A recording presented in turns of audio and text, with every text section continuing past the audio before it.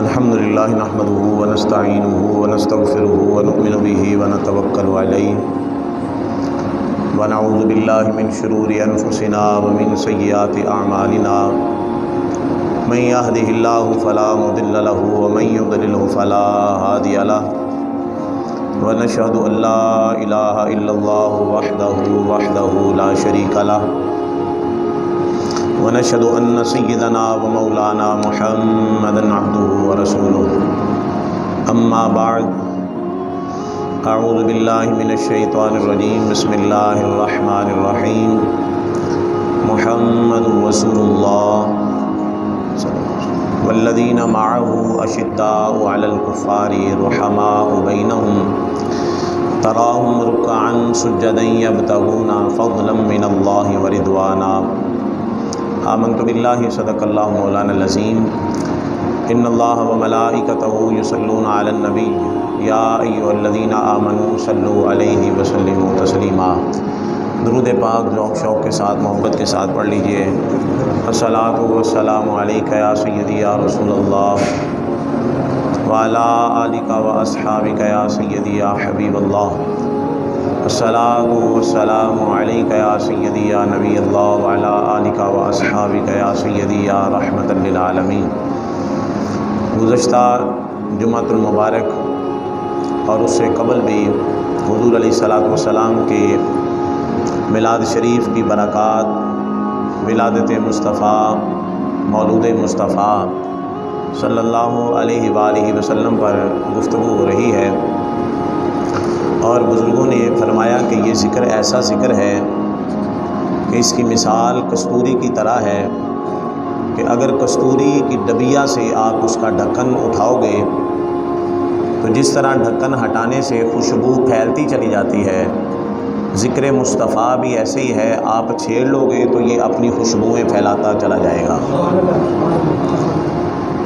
امام الانبیاء والی دو جہاں صلی اللہ علیہ وآلہ وسلم کہ اگر حسن کی بات کی جائے تو کائنات میں آپ جیسا حسین کوئی نہیں ہے، اگر حلم کی بات کی جائے تو میرے آقا سے بڑھ کر کوئی حلیم کوئی نہیں ہے، اگر حضور علیہ الصلاۃ والسلام کے مبارک اخلاق کی بات کی جائے تو اللہ نے اس کو بیان فرمایا وَإِنَّكَ لَعَلَىٰ خُلُقٍ عَظِيمٍ، اے محبوب ہم نے آپ کو خلق عظیم کا مالک بنا دیا۔ یعنی خلق عظیم کی بات کی جائے تو سرکار سے بڑھ کر کوئی عمدہ اور اچھے اخلاق والا نہیں نظر آتا۔ یعنی سرکار کی کسی بھی سیرت کے پہلو پر حضور کی بات کی جائے تو حضور علیہ الصلاۃ والسلام کا یہ تذکرہ، یہ حضور کی محبت کو، حضور کے عشق کو مزید بڑھانے والا کام کرتا ہے۔ اور اسی لیے بزرگان دین علماء فرماتے ہیں کہ جو بندہ چاہتا ہے کہ مجھے عشق مصطفیٰ، محبت مصطفیٰ کی دولت سے اللہ سرفراز فرمائے تو وہ کیا کرے؟ حضور کے اوصاف حمیدہ، میرے آقا کے تذکرے کیا کرے، حضور کا ذکر سنا کرے، اللہ کریم محبت مصطفیٰ اور عشق مصطفیٰ کی دولت سے مالا مال فرما دے گا۔ ماحول ہے نا تو رنگ چڑھ جاتا ہے، جب حضور کا ذکر کرتے رہنا ہے، سرکار کا ذکر سنتے رہنا ہے تو اس سے پھر کیا ہوگا؟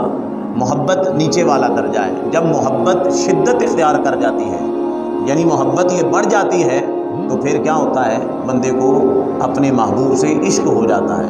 اور دعا کریں کہ اللہ ہمیں دنیاوی محبتوں سے محفوظ فرمائے، ٹھیک ہے، اور محبت اللہ اپنی عطا فرمائے یا اپنے محبوب کی محبت اور عشق عطا فرما دے۔ دیکھیں کوئی بھی محبت ہے نا دنیاوی، ویسے تو پاکیزہ رشتے بھی ہیں جن سے محبت بندہ کرے تو وہ ان کے لیے بخشش کا ذریعہ بن جاتی ہے۔ مثال کے طور پہ والدین سے محبت ہے، اللہ رسول کے بعد کس سے محبت ہے؟ والدین کے ساتھ۔ والدین سے محبت کو پرائیورٹی پہلے دینی چاہیے، یہ پہلا درجہ ہے۔ پیر و مرشد یہ بعد میں ہے، یہ ثانوی حیثیت ہے۔ پہلے ماں باپ وہ تمہارے مرشد ہیں، ان کی اگر بندہ خدمت کرتا ہے تو پھر ماں باپ کی دعا مفہوم حدیث ہے کہ وہاں تک پہنچ جاتی ہے جہاں تک 40 ولیوں کی بھی دعا نہیں پہنچتی۔ لیکن آج کا نوجوان وہ سمجھتا ہے کہ شاید مجھے سب کچھ پیر خانے سے ہی حاصل ہونا ہے، گھر میں ماں باپ بیمار پڑے ہیں، ان کی دوائی دارو کے لیے فکر نہیں ہے، تو پھر ایسی کوئی اسے وہ مریدی جو ہے فائدہ نہیں دے گی، ادھر سے فیض نہیں حاصل ہوگا۔ فیض اگر حاصل ہونا ہے تو پہلی چوکھٹ جو ہے وہ ماں باپ کی ہے، ان کی خدمت کرو، پھر پیر و مرشد کی درگاہ پہ جاؤ گے ماں باپ کی محبت سے سرشار ہو کے، تو پھر اللہ ان کا فیض بھی جلدی عطا فرمائے گا۔ اچھا، تو رسول اللہ صلی اللہ تعالیٰ علیہ وآلہ وسلم کی محبت کو بڑھانے کے لیے کیا عمل ہے؟ یا کثرت درود پاک، یا پھر کیا کیا جائے؟ حضور کے تذکرے کیے جائیں، سرکار کا ذکر سنا جائے، اس سے محبت کیا ہوتی ہے؟ بڑھتی ہے۔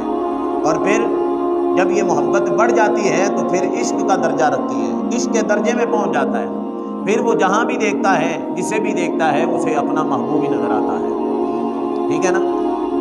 تو قرآن مجید کی میں نے سورہ فتح 26ویں پارے کی ایک آیہ مبارکہ کا حصہ تلاوت کرنے کا شرف حاصل کیا۔ اللہ کریم نے فرمایا محمد الرسول اللہ صلی اللہ علیہ وسلم، محمد اللہ کے رسول ہیں، والذین معہ اشداء علی الکفار، اور محمد صلی اللہ علیہ وسلم کے جو ساتھی ہیں، ان کے جو صحابہ ہیں، وہ کیا ہیں؟ اشداء علی الکفار، کافروں پر کیا ہیں؟ وہ سختی کرنے والے ہیں، سخت ہیں۔ لیکن آپس میں ان کا ریلیشن کیسا ہے؟ اللہ فرماتا ہے رحماء بینہم، آپس میں وہ بڑے ہی رحم دل ہیں، بڑے ہی آپس میں محبت کرنے والے ہیں، آپس میں ان کی بڑی محبتیں ہیں، لیکن کافروں پر، گستاخوں پر کیا ہیں؟ وہ بڑے ہی سخت ہیں، بہت سختی کرنے والے ہیں۔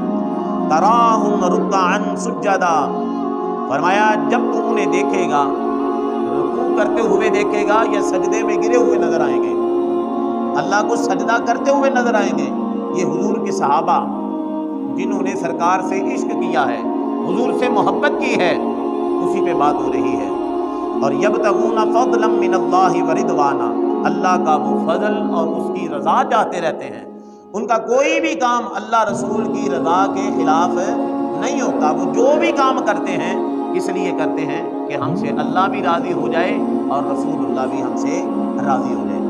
اور قرآن مجید، قرآن رشید ایک مقام پہ فرمایا من یطع الرسول فقد اطاع اللہ، جس نے رسول کی اتباع کی، فرما برداری کی، گویا کہ اس نے اللہ کی اتباع فرما برداری کی۔ معزز مکرم محتشم سامعین و حاضرین کرام، ہم حضور علیہ الصلوۃ والسلام کی ولادت باسعادت سے ذکر کر رہے تھے۔ میں نے پہلے عرض کیا اسٹارٹنگ میں کہ یہ ذکر ایسا ہے کہ یہ بزرگان دین فرما گئے کہ زندگیاں ختم ہوئیں اور قلم ٹوٹ گئے، آقا تیرے اوصاف کا ایک باب بھی پورا نہ ہوا۔ اگر ہم کسی بھی باب کی بات کریں، حسن و جمال کی بات کریں، حضور کی مازاغ البصر کی آنکھوں کی باتیں کریں، حضور کے علم نشرہ والے مبارک سینے کی بات کریں، حضور کے علم کی کسی بھی پہلو کو لے لیں، تو ہماری زندگیاں ختم ہو سکتی ہیں، لیکن کما حقہ سرکار کا ذکر ہم نہیں کر سکتے۔ سرکار کا تو ذکر عرفہ والا، بلکہ آپ کے غلاموں کی یہ شان ہے کہ حضرت عمر فاروق رضی اللہ تعالیٰ عنہ نے پوچھا، سرکار نے جبریل سے فرمایا کہ میرے عمر کی شان بیان کرو، تو اس کا کیا مقام ہے؟ تو جبریل امین عرض کرتے ہیں یا رسول اللہ 950 سال اگر عمر ہو تو پھر عمر فاروق کی شان مسلسل اتنا عرصہ بیان کی جائے تو آپ کی عمر کی شان اس سے بھی کہیں عرفہ والا ہے۔ اتنی عمر چاہیے عمر کی تعریف کرنے کے لیے، شان بیان کرنے کے لیے 950 سال۔ تو جب یہ شان ہے خدمت گاروں کی، سرکار کا عالم کیا ہوگا؟ حضور کی تو شان ہی عرفہ والا، حضور کا تو مقام ہی عرفہ والا۔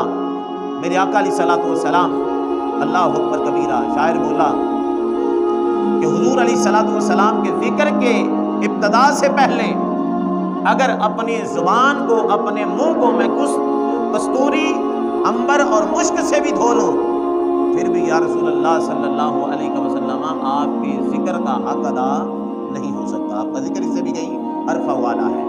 معزز مکرم محتشم سامعین و حاضرین کرام، میرے آقا کا بچپنا بے مثل و بے مثال۔ حضور علیہ الصلوۃ والسلام کے بارے میں آپ جانتے ہیں کہ جب حضور پیدا ہوئے تو میرے آقا علیہ الصلوۃ والسلام کی والدہ فرماتی میرے جسم سے نور نکلا، خرج منی نور۔ پھر آپ پرورش پانا شروع ہوئے، آپ کے ختنے پہلے سے آلریڈی ہوئے، آپ جو ہیں آپ کا وہ ناڑو شریف جو ہے وہ بھی کٹا ہوا ہے۔ آپ علیہ الصلوۃ والسلام غسل پہلے سے آلریڈی، ہمارے یہاں بچہ پیدا ہوتا ہے نجاست والا ہوتا ہے، اسے غسل دیا جاتا ہے، لیکن آقا علیہ الصلوۃ والسلام ایسی باکمال ولادت باسعادت ہے کہ پیدا ہوتے ہی سرکار علیہ الصلوۃ والسلام نے سجدہ فرما پتہ چلا کہ جب سجدہ کرنا ہونا شرط یہ ہے کہ جسم کا پاک ہونا، لباس کا پاک ہونا اور جگہ کا پاک ہونا کیا ہے سجدے کے لیے ضروری ہے۔ تو جو لوگ میرے آقا کی برابری کا دعویٰ کرتے ہیں ان لوگوں کا رد کر دیا گیا کہ تمہارا تو پیدا ہونا ہی میں محمد جیسا نہیں ہے۔ حضور جب دنیا میں آئے تو آتے ہی میرے آقا نے سجدہ فرمایا۔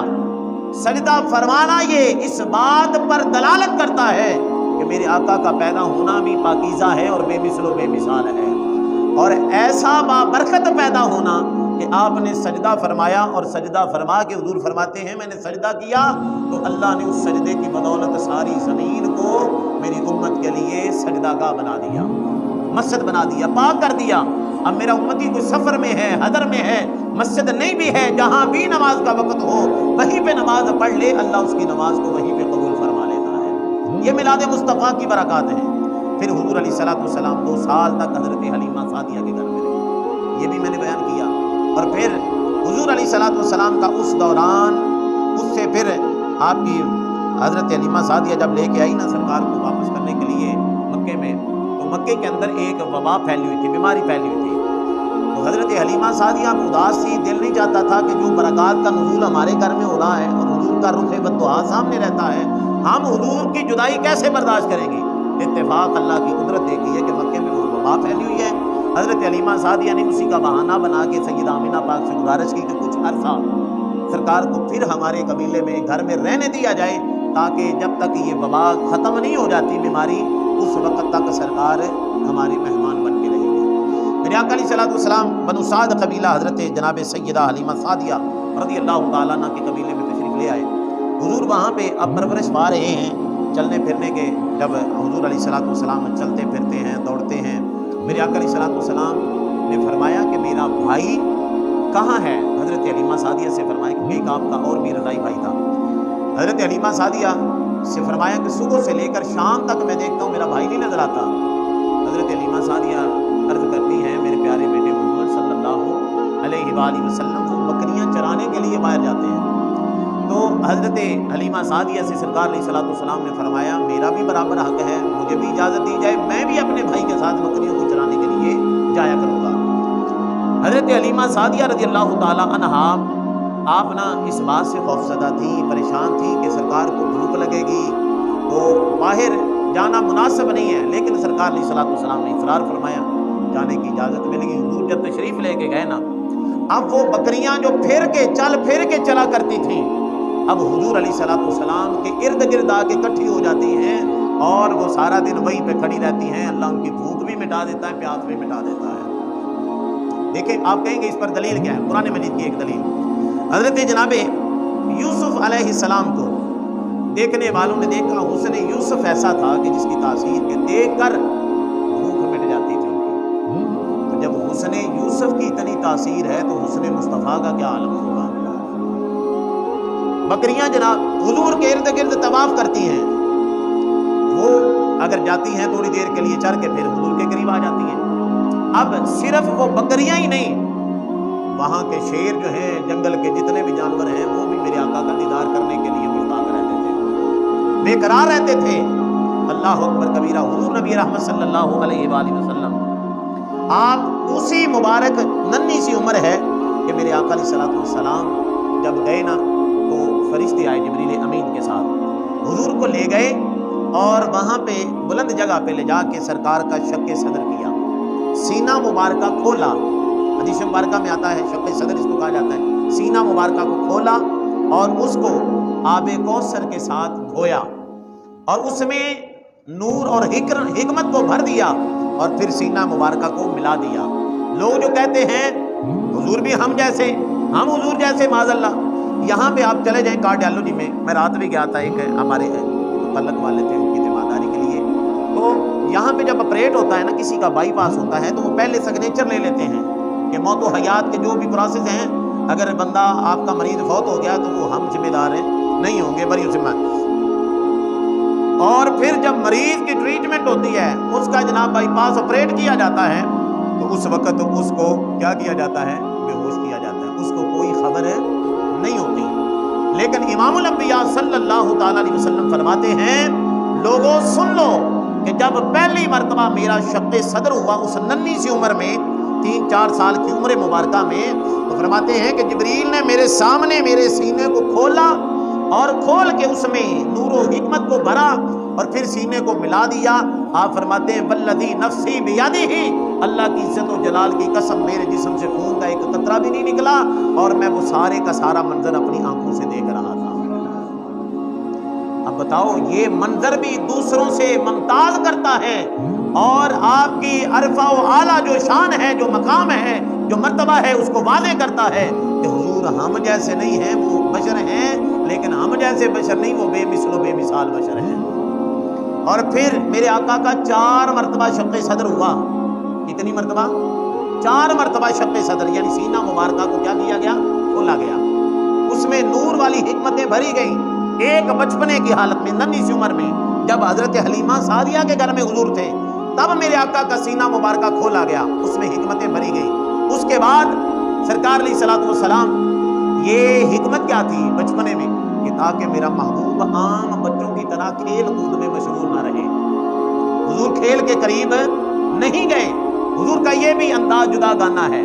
اور پھر جب میرے کریم آقا علیہ الصلوۃ والسلام 10-12 سال کی عمر کے درمیان تھے، تو پھر میرے آقا علیہ الصلوۃ والسلام کا سینہ مبارکہ دوبارہ پھر جو ہے وہ کھولا گیا، شق صدر ہوا، پھر نور و حکمت جو ہے اسے سینہ اقدس کو بھرا گیا۔ حضور فرماتے ہیں میں محمد پھر اپنی آنکھوں سے دیکھ رہا تھا۔ اب کیا ہے اس کی لاجک کیا تھی، وجہ کیا تھی، ریزن کیا تھی؟ حضور فرماتے ہیں اس کی وجہ یہ مفسرین محدثین نے بیان کی کہ تاکہ اب میرا محبوب جوانی کی طرف آ رہا ہے، وہ جوانی کی جو خواہشات ہوتی ہیں وہ محبوب سے وہ نکال لی جائیں، اور میرا محبوب جو ہے وہ باقی لوگوں جیسا نہ ہو، بلکہ اس کی زندگی جو ہے وہ پاکیزہ ہونی چاہیے اور دوسروں کے لیے آئیڈیل اور نمونہ ہونی چاہیے۔ پھر میرے آقا علیہ الصلوۃ والسلام ابھی 6 سال کی عمر مبارکہ میں ہیں کہ اپنی والدہ ماجدہ کے ہاں آپ مقام ابوا اپنے والد گرامی کے ننیال کی طرف جا رہے تھے، اپنی والدہ کی طرف، والدہ کے ساتھ حضرت ام ایمن کے ساتھ تھی۔ تو اس مقام پہ، مقام ابوا، جہاں پہ رسول اللہ صلی اللہ علیہ وآلہ وسلم کی والدہ ماجدہ کا کیا ہو گیا؟ وصال مبارکہ ہو گیا۔ کتنی عمر مبارکہ جی؟ 6 سال کی ننھی سی عمر ہے۔ جب دنیا میں تشریف لائے تو آپ کے والد گرامی حضرت عبداللہ پہلے سے ہی وصال فرما چکے تھے۔ اب حضرت سیدہ طیبہ طاہرہ نیرہ عابدہ زاہدہ راکعہ ساجدہ عالمہ فاضلہ حضرت جناب آمینہ، آمینہ کا معنی کیا ہے؟ امن والی۔ حضرت آمینہ رضی اللہ تعالی عنہا 6 برس کی سرکار کی ننھی عمر ہے کہ سرکار علیہ الصلوۃ والسلام خدا کے مفارقت دے کے جدائی دے کے آپ کہ اللہ کے حضور پیش ہوئے۔ پھر حضرت ام ایمن لے کر سرکار کو واپس آئیں، اور پھر حضرت عبد المطلب جو سرکار کے دادا جان ہیں انہوں نے پھر پرورش کی۔ پھر کیا ہوا؟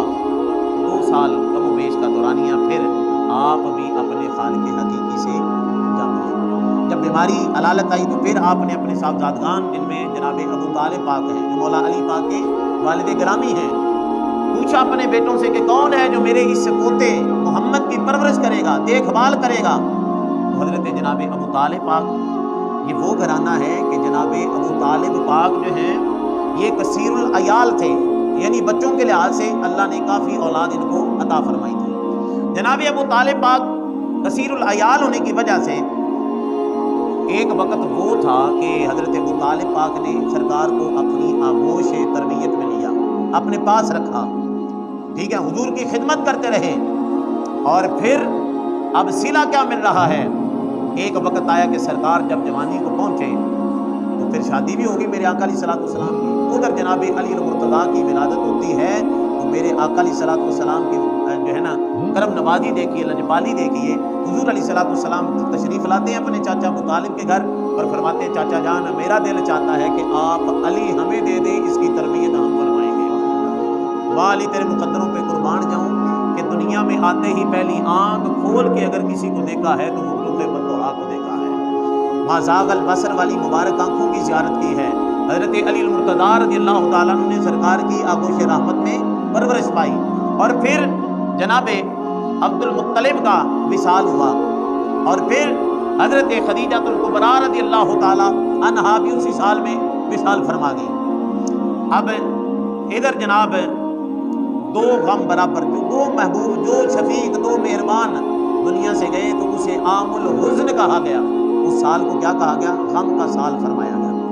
حضرت ذی وقار پھر رسول اللہ صلی اللہ تعالیٰ علیہ وآلہ وسلم پرورش پاتے گئے، بڑے ہوتے گئے، جوان ہوئے، پھر غار حرا کے اندر وحی کا نزول ہونے سے پہلے تیسری مرتبہ میرے آقا علیہ الصلوۃ والسلام کا شق صدر ہوا۔ حضور کا بچپن، حضور کا لڑک پن، میرے آقا علیہ الصلوۃ والسلام کی مبارک جوانی جو ہے بے داغ ہے، بے مثل و بے مثال ہے۔ اعلان نبوت پہلے نہ کروانے کی وجہ یہ ہے کہ حضور نے اپنا عملی طور پہ کردار لوگوں کے سامنے رکھا۔ 40 سال کے بعد جو ہے اعلان کرنے کی جو وجہ تھی، جو ریزن تھی، وہ یہی تھی کہ سرکار نے لوگوں کو مخاطب کر کے کافروں کو فرمایا، جتنے بھی اس وقت رؤسائے قریش تھے سب سے فرمایا بھی میرا کردار تمہارے سامنے ہے، بتاؤ میرے بارے میں تمہارا کیا خیال ہے؟ تو سب نے بیک زباں ہو کے کہا آپ صادق بھی ہیں، آپ امین بھی ہیں، آپ سے بڑھ کر کوئی سچا کوئی نہیں ہے ہم نے پایا، اور آپ سے بڑھ کر کوئی امین امانت کی حفاظت کرنے والا ہم نے کوئی نہیں پایا۔ حضور نے فرمایا جب یہ ساری چیزیں مانتے ہو تو پھر اس بات کو بھی مانو کہ میں تمہیں جو بات کروں گا وہ سچ ہی کروں گا۔ میں اگر کہوں کہ اس پہاڑ کے پیچھے سے ایک لشکر تمہارے اوپر حملہ آور ہونے والا ہے، کیا تم اس بات کو ماننے کے لیے تیار ہو؟ انہوں نے بیک زباں ہو کے کہا اے محمد ہمارا یقین ہے کہ آپ کبھی بھی جھوٹ نہیں بولتے، آپ ہمیشہ سچ ہی بولے ہیں، جب بھی بولے حالات جیسے بھی ہو گئے، تو لہٰذا ہم یقین کرنے کے لیے تیار ہیں۔ تو حضور نے فرمایا پھر میں تمہیں دعوت توحید دیتا ہوں، دعوت دے رہا ہوں تبلیغ کی، میں تمہیں کہتا ہوں کہ آؤ اس وحدہ لا شریک ایک رب کو مان لو جس کو ماننے میں ہماری کامیابی ہے، نجات ہے۔ جب حضور نے اپنے رب وحدہ لا شریک کی طرف بلانے کی تبلیغ فرمائی تو سارے کافر پھیر گئے۔ پہلے جو صادق بھی مان رہے ہیں، سچا بھی کہہ رہے ہیں، امین بھی کہہ رہے ہیں، لیکن پتہ چلا کہ جب حق کی بات آتی ہے نا تو کئیوں کے مزاج کے اندر تبدیلی آ جاتی ہے، کئیاں دے ہاضمے کی ہوتے نے خراب ہو جاتے ہیں، ٹھیک ہے نا۔ حق کو سننے کے لیے کئیوں کے ہاضمے کیا ہو جاتے ہیں؟ خراب ہو جاتے ہیں۔ اور پھر سچ بولنا میرے آقا کی سنت مبارکہ ہے، سچ بولنا حضور کی یہی سچ ہی ہے نا جی۔ مزہ تو اپنا پرایا بھی اگر جانی دشمن بھی اقرار کر رہا ہے کہ کائنات میں آپ سے بڑا سچا کوئی انسان نہیں ہے، تو وہ کتنا سچا ہوگا کہ جس کے غلاموں میں صدیق اکبر جیسا غلام ہو۔ صدیق اکبر بہت بڑا سچا، اللہ اکبر، جن کے غلاموں کا یہ عالم ہے تو ان کے آقا کتنے سچے ہوں گے، ان کی شان کتنی عرفہ والا ہے۔ تو معزز مکرم محتشم سامعین و حاضرین کرام، رسول اللہ صلی اللہ علیہ وآلہ وسلم کی یہ جو باتیں ہم کر رہے ہیں نا، یہ صرف سننے کی حد تک نہیں، حضور کی سیرت مبارکہ کو اپنی زندگی پر ہم امپلیمنٹ کرنا چاہیے، اس کو لاگو کریں گے تو پھر لقد کان لکم فی رسول اللہ اسوۃ حسنہ، اللہ فرماتا ہے کہ میرے محبوب کا اسوہ حسنہ تمہارے لیے کیا ہے؟ نمونہ ہے، آئیڈیل ہے۔ اس کو سامنے رکھ کے میرے محبوب کی زندگی جیسی پاکیزہ زندگی گزارو گے تو دنیا میں بھی کامیاب ہو جاؤ گے اور تمہارا مقدر جنت بن جائے گی۔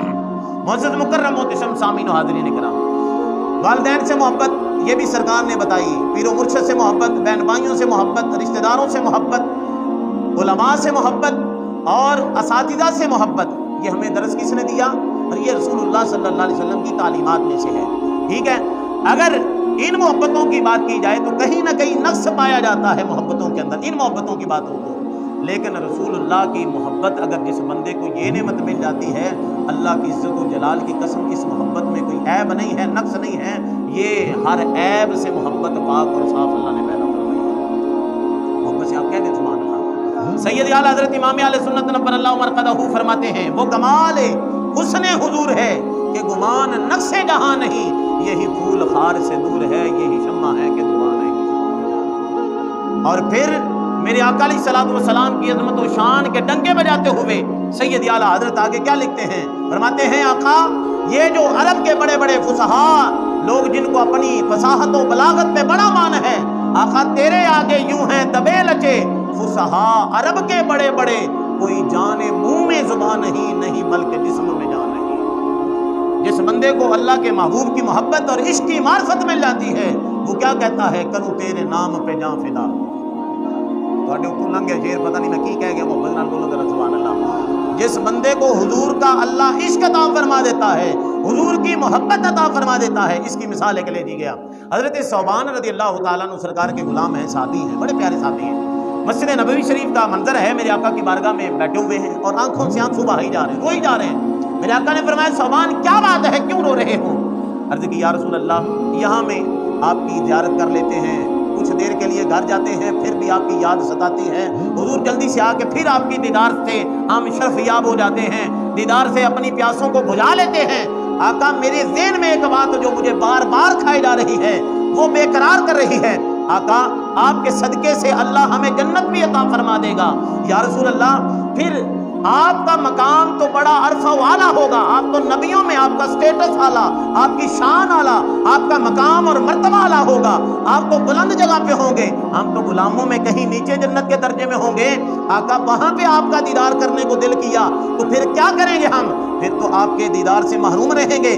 میرے آقا کا درہ رحمت موج میں آیا، ابھی قریب تھا کہ حضور اپنے لبہائے مبارکہ کو جنبش دیتے، اتنے میں جبریل امین آ جاتے ہیں، عرض کرتے ہیں یا رسول اللہ قرآن مجید کی آیت لے کے آتے ہیں والذین آمنوا اشد حبا للہ حبا للہ، فرمایا جو اللہ سے شدت کے ساتھ محبت کرتا ہے، فرمایا جو میرے محبوب کے ساتھ عشق و محبت کرتا ہے وہ کل قیامت کے دن نبیوں کے ساتھ ہوگا، صدیقین کے ساتھ ہوگا، شہداء کے ساتھ ہوگا۔ اے محبوب جو دنیا میں رہتے ہوئے آپ کی اتباع و فرما برداری اختیار کر لے گا، کل قیامت کے دن وہ کیا ہوگا؟ جنت میں آپ کا ہم اسے ساتھی بنا دیں گے۔ اے ثوبان تو غم کیوں کرتا ہے؟ تیرے اس دلی کیفیت کو، اس سچویشن کو اللہ نے جان لیا اور اللہ نے آیت مبارکہ نازل فرمائی ہے۔ اللہ فرماتا ہے جو میرے محبوب کی اتباع و فرما برداری کرتا ہے، محبوب اسے بتا دو کہ غم کرنے کی ضرورت نہیں ہے، جو محبت جو غلامی کا پٹا لے کے یہاں سے جائے گا کل قیامت کے دن جنت میں محبوب خدا کا ساتھ اسے اللہ نصیب عطا فرما دے گا۔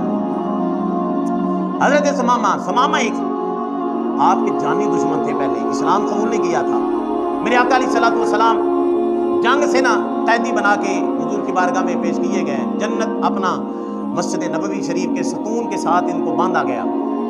اب مسجد نبوی کے ستون کے ساتھ 3 دن باندھا گیا، دعوت تبلیغ کی جا رہی ہے دین کی، لیکن قبول کرنے کے لیے تیار نہیں ہے، حضور کو نہیں دیکھا ابھی تک۔ میرے آقا علیہ الصلوۃ والسلام کے رخ بدوحا پہ ایک نظر پڑ جاتی ہے، بولو ذرا محمد نال سبحان اللہ۔ تو پھر جب ایک نظر پڑی تو کیا کہتے ہیں زبان حال سے کہ تیریاں تک کے ادامہ میں مرید ہو گئی، حضور کے دیوانے ہو گئے۔